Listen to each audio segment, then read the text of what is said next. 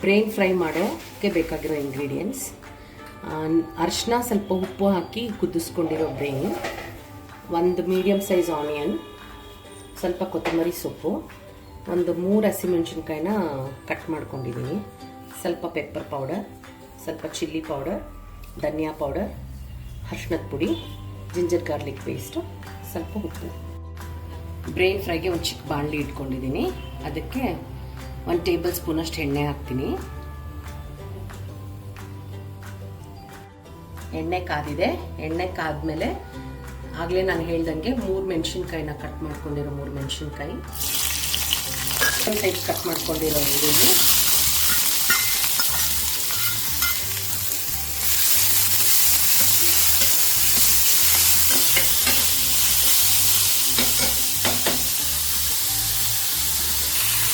ಈರುಳ್ಳಿಗೆ ಸ್ವಲ್ಪ salt add ಮಾಡೋಣ, ಯಾಕಂದರೆ ಅದು ಬೇಗ ಫ್ರೈ ಆಗುತ್ತೆ. ಸ್ವಲ್ಪ 1 ಪಿಂಚಷ್ಟು.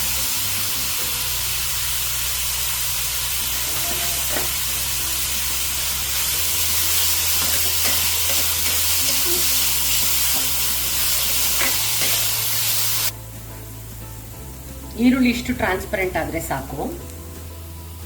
1/4 ಚಮಚದಷ್ಟು ಶುಂಠಿ ಬೆಳ್ಳುಳ್ಳಿ ಪೇಸ್ಟ್,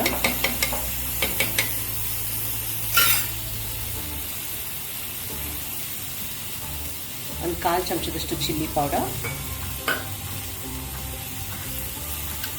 1/4 ಚಮಚದಷ್ಟು ಧನಿಯಾ ಪೌಡರ್, ಒಂದು ಸ್ವಲ್ಪ ಅರಿಶಿನ, ಒಂದು ಸ್ವಲ್ಪ ಉಪ್ಪು ಹಾಕಿ ಮಿಕ್ಸ್ ಮಾಡೋಣ.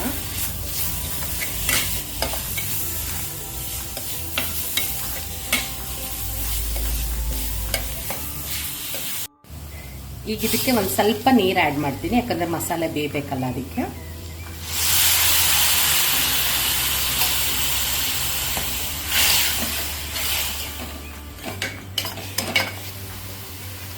ಈಗ ಇದಕ್ಕೆ ನಾವು ಕುದಿಸ್ಕೊಂಡಿರೋ ಬ್ರೈನ್ ಆ್ಯಡ್ ಮಾಡೋಣ.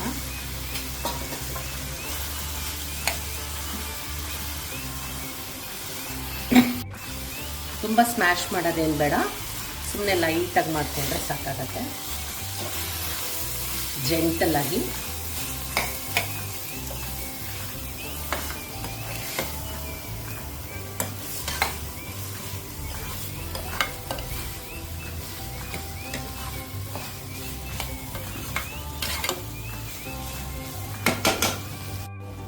ಈಗ ಇದಾಗಿದೆ. 1/4 ಚಮಚ ಪೆಪ್ಪರ್ ಪೌಡರ್ ಹಾಕೋಣ,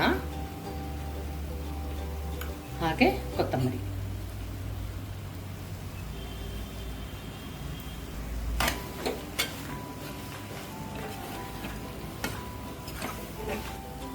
ಸೊ ಅಷ್ಟೇ, ಬ್ರೈನ್ ಫ್ರೈ ರೆಡಿಯಾಗಿದೆ.